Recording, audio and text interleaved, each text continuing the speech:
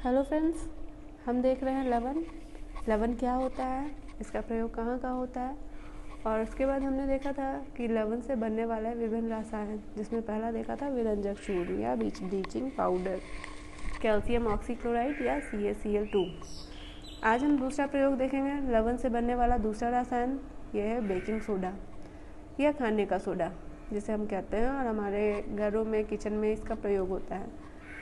इसका रासायनिक नाम है सोडियम हाइड्रोजन कार्बोनेट या सोडियम बाइकार्बोनेट NaHCO3। और सोडियम हाइड्रोजन कार्बोनेट या सोडियम बाइकार्बोनेट के निर्माण के लिए जिस विधि का प्रयोग किया जाता है उस विधि को हम अमोनिया सोडा विधि या सॉल्वे विधि कहते हैं। सॉल्वे विधि या अमोनिया सोडा विधि में होता क्या है, इस विधि में अमोनियम गैस से संतृप्त NaCl के संतृप्त विलयन में NaCl और अमोनिया गैस के NaCl में संतृप्त विलयन में जल के साथ विलयन में कार्बन डाइऑक्साइड गैस प्रवाहित करने पर NaCl में सोडियम क्लोराइड में अमोनिया गैस के विलयन में कार्बन डाइऑक्साइड गैस प्रवाहित करने पर सोडियम बाइकार्बोनेट का निर्माण होता है और साथ ही बनता है अमोनियम क्लोराइड। क्या हुआ, सोडियम क्लोराइड में अमोनिया गैस मिलाया गया, सोडियम क्लोराइड और अमोनिया गैस के घोल में, जलीय घोल में, ये एक्वस मीडियम में जब कार्बन डाइऑक्साइड गैस प्रवाहित किया गया तो निर्माण हुआ सोडियम हाइड्रोजन कार्बोनेट या सोडियम बाइकार्बोनेट का। और साथ में जो अवक्षेप बच रहा है वो है अमोनियम क्लोराइड। ये था अमोनिया गैस और ये है अमोनियम क्लोराइड। अब देखते हैं कि बेकिंग सोडा का गुण क्या होता है। तो सबसे पहला sodium bicarbonate, baking soda sodium bicarbonate का जो जलीय विलयन होता है, सोडियम बाइकार्बोनेट का जो जलीय विलयन होता है वो क्षारीय होता है। और हमने पढ़ा है कि क्षार का pH मान हमेशा क्या होता है, 7 से अधिक। इसलिए सोडियम बाइकार्बोनेट का जो जलीय विलयन होता है उसका मान क्या होता है, 7 से अधिक। यानी कि सोडियम हाइड्रोजन कार्बोनेट या सोडियम बाइकार्बोनेट का pH वैल्यू हमेशा क्या होगा, 7 से ज़्यादा। क्यों? क्योंकि इसका जलीय विलयन कैसा होता है, क्षारीय होता है। सोडियम बाइकार्बोनेट अम्लों को उदासीन करता है। हमने पढ़ा है कि अम्ल और क्षार अभिक्रिया के पश्चात क्या बनाते हैं, लवण, और इस प्रक्रिया को क्या कहते हैं, उदासीनीकरण अभिक्रिया, क्योंकि अम्ल और क्षार एक दूसरे के प्रभाव को समाप्त कर देते हैं। तो यहाँ सोडियम हाइड्रोजन कार्बोनेट या सोडियम बाइकार्बोनेट क्या करता है, अम्ल को उदासीन कर देता है, अर्थात अम्ल के प्रभाव को समाप्त कर देता है। और इस अभिक्रिया के फलस्वरूप कार्बन डाइऑक्साइड गैस निकलती है। यहाँ पे हमने दिया सोडियम बाइकार्बोनेट और है अम्ल, हाइड्रोक्लोरिक अम्ल। जब सोडियम बाइकार्बोनेट हाइड्रोक्लोरिक अम्ल के साथ अभिक्रिया किया तो यहाँ पे निकलने वाली गैस थी कार्बन डाइऑक्साइड गैस, जो मुक्त हो रही है, और साथ में जो बच जा रहा है वो है सोडियम क्लोराइड और जल। नेक्स्ट है सोडियम बाइकार्बोनेट को गर्म करने पर यह सोडियम कार्बोनेट तथा कार्बन डाइऑक्साइड में अपघटित हो जाता है। सोडियम का बाइकार्बोनेट को किसी के साथ मिलाया नहीं, बस ऐसे ही गर्म किए। ये जो निशान है ये उष्मा का निशान है, गर्म का, मतलब हम सोडियम बाइकार्बोनेट को उष्मा दे रहे हैं, यानी कि उसको गर्म कर रहे हैं। तो जैसे ही सोडियम बाइकार्बोनेट गर्म होता है वो सोडियम कार्बोनेट में टूट जाता है और वहाँ से कार्बन डाइऑक्साइड गैस मुक्त हो जाती है और साथ में बच जाता है जल। अब आगे देखेंगे सोडियम बाइकार्बोनेट के उपयोग। तो इसका पहला उपयोग है बेकिंग पाउडर बनाने में। बेकिंग पाउडर क्या होता है, हम लोग को पता है। बेकिंग पाउडर हमारे घर में प्रयोग किया जाता है, जिसका फॉर्मूला हम लोग बोलते हैं सोडियम बाइकार्बोनेट या NaHCO3। वास्तव में ये बेकिंग पाउडर है क्या, ये बेकिंग पाउडर जो है ये सोडियम बाइकार्बोनेट और टार्टारिक अम्ल का मिश्रण होता है। और जब ये जल में घुलता है, जब बेकिंग पाउडर जल में घुलता है तो क्या होता है, यहाँ पे H+ आयन का निर्माण होता है, जबकि सोडियम हाइड्रोजन कार्बोनेट या सोडियम बाइकार्बोनेट वास्तव में तो है एक क्षार, लेकिन जल में घुल के H+ आयन क्यों दे रहा है, क्योंकि यहाँ पे टार्टारिक अम्ल मिला हुआ है। तो ये जो H+ आयन बन रहा है वो टार्टारिक अम्ल से प्राप्त हो रहा है। सोडियम बाइकार्बोनेट जल में घुला, जलीय विलयन, यहाँ पे मिला H+ आयन। H+ आयन जो बना वो टार्टारिक अम्ल से प्राप्त हुआ, क्योंकि जो बेकिंग सोडा होता है वो सोडियम बाइकार्बोनेट और टार्टारिक अम्ल का मिश्रण है।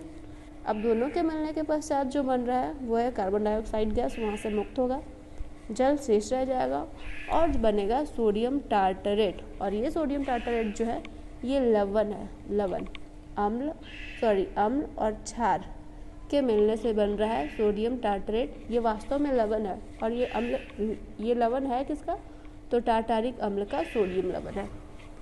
ठीक, बेकिंग पाउडर बनाने में सोडियम बाइकार्बोनेट जब जल में घुला तो दिया कार्बन डाइऑक्साइड गैस, जल और सोडियम टार्टरेट। सोडियम टार्टरेट वास्तव में टार्टारिक अम्ल का ही सोडियम लवण होता है, पहला उपयोग। दूसरा है एंटासिड बनाने में। हमें पता है कि सोडियम बाइकार्बोनेट की प्रकृति जो होती है वो कैसी होती है, क्षारीय। और हमारे पेट में जो होता है कौन सा अम्ल होता है, हाइड्रोक्लोरिक अम्ल। कभी कभी क्या होता है कि बहुत ज़्यादा खाना खा लेते हैं तो खाना अनपच हो जाता है, या अपने आप भी कभी कभार हमारे पेट में जलन सा महसूस होता है। क्यों? क्योंकि हमारे पेट में अम्ल की मात्रा ज़्यादा होती है।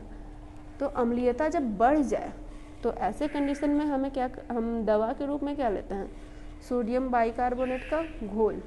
क्यों लेते हैं? क्योंकि सोडियम बाइकार्बोनेट जो है वो एंट एसिड का कार्य करता है, प्रति अम्ल का कार्य करता है, जो अम्ल के प्रभाव को पेट में जाके अम्ल के प्रभाव को समाप्त कर देता है।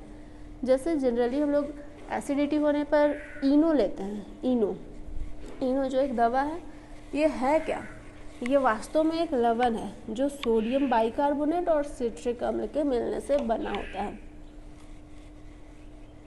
सोडियम इनो, और ये जाकर के पेट में जो एक्सेस हाइड्रोक्लोरिक अम्ल है उसको कम कर देता है या उससे होने वाले जलन को। नेक्स्ट है सोडियम बाइकार्बोनेट का प्रयोग अग्निशामक यंत्र में। अग्निशामक यंत्र क्या करता है, आग बुझाता है। और आग बुझाने के लिए कौन सी गैस चाहिए, कार्बन डाइऑक्साइड चाहिए। तो कार्बन डाइऑक्साइड जो हम लोग फायर ब्रिगेड्स जो सिलेंडर लेकर के आते हैं, सिलेंडर में गैस लेके आते हैं, क्या इसमें सिर्फ कार्बन डाइऑक्साइड गैस भरा रहता है? नहीं, शुरू में इसमें कार्बन डाइऑक्साइड गैस नहीं रहता है। इसमें पहले जो रहता है वो रहता है H2SO4। H2SO4 क्या है, सल्फ्यूरिक अम्ल। और साथ में जो अलग से जो लिक्विड रहता है ये रहता है सोडियम बाइकार्बोनेट, सोडियम बाइकार्बोनेट। और ये दोनों मिले हुए नहीं रहते हैं, ये दोनों को बाद में मिलाया जाता है। यहाँ पे एक यंत्र रहता है, जब इसको पुश किया जाता है, इसको दबाया जाता है, तो ये दोनों आपस में, मतलब सोडियम बाइकार्बोनेट और सल्फ्यूरिक अम्ल आपस में मिलते हैं और यहाँ एक गैस बनता है। सोडियम बाइकार्बोनेट और सल्फ्यूरिक अम्ल मिलते हैं तो एक गैस बनता है, वो गैस है कार्बन डाइऑक्साइड गैस। और ये गैस तेज़ी से ऊपर आता है, बाहर आता है, और ये गैस क्या करता है, आग को चारों ओर से घेर लेता है। इस प्रकार से आग बुझ जाती है। तो अग्निशामक यंत्र में किसका प्रयोग होता है, सोडियम बाइकार्बोनेट का। क्यों होता है सोडियम बाइकार्बोनेट और साथ में सल्फ्यूरिक अम्ल का?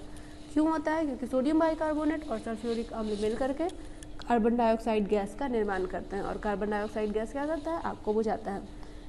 और अग्निशामक यंत्र में कार्बन डाइऑक्साइड गैस के निकल जाने के बाद जो शेष अवक्षेप बचा रह जाता है वो होता है सोडियम सल्फेट और जल का।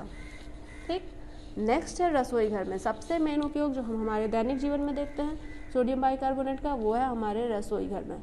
हमारे रसोई घर में हम लोग इसका प्रयोग करते हैं। सबसे पहले तो इसका प्रयोग करते हैं खाना खास्ता बनाने में, फूला हुआ खाना बनाने में, सॉफ्ट बनाने में, और कभी कभी इसका प्रयोग खाना को जल्दी बनाने में भी करते हैं। लेकिन हमने पढ़ा है कि ये सोडियम बाइकार्बोनेट की प्रकृति जो होती है वो होती है क्षारीय। ठीक है, अब क्षारीय होती है तो जैसे बना हुआ जो खाना होता है वो कड़वा क्यों नहीं होता है, क्योंकि क्षार का स्वाद तो कड़वा होता है ना। फिर भी हम लोग क्या क्या बना सकते हैं इसके प्रयोग से, केक बनाते हैं, ब्रेड बनाते हैं, कभी कभी पुआ भी बनाते हैं। तो ये सारे खाने में, इस सारे व्यंजन में सोडियम बाइकार्बोनेट का कड़वा वाला टेस्ट क्यों नहीं आता है? इसका कारण है कि जो बेकिंग सोडा होता है वो मिश्रण होता है, किसका मिश्रण होता है, सोडियम बाइकार्बोनेट और टार्टारिक अम्ल का। और ये टार्टारिक अम्ल क्या करता है, सोडियम बाइकार्बोनेट के साथ अभिक्रिया करके उसे उदासीन कर देता है। और यही वजह है कि हमारा जो भी व्यंजन होता है जो सोडियम बाइकार्बोनेट के प्रयोग से बनता है वो कड़वा नहीं होता है, क्योंकि उसमें अम्ल और क्षार दोनों का ही प्रभाव क्या होता है, समाप्त हो जाता है। और जो हमारा खाना जो रहता है वो स्पंजी क्यों हो जाता है, फूल क्यों जाता है? क्योंकि इसमें सबसे ज़्यादा जो गैस निकलती है, सोडियम बाइकार्बोनेट जब जल में घुलता है तो जो निकलने वाली गैस होती है वो कार्बन डाइऑक्साइड, और ये कार्बन डाइऑक्साइड निकलने वाली गैस ही हमारे खाने को क्या बना देती है, स्पंजी बना देती है। तो ये था आज का लेक्चर जिसमें हमने देखा बेकिंग सोडा जो किससे बन रहा है, एक लवण से बन रहा है, लवण NaCl लवण के प्रयोग से बन रहा है, और बाकी के एप्लीकेशन जो लवण से बनते हैं ये हम लोग अगले क्लास में देखेंगे। तब तक के लिए धन्यवाद।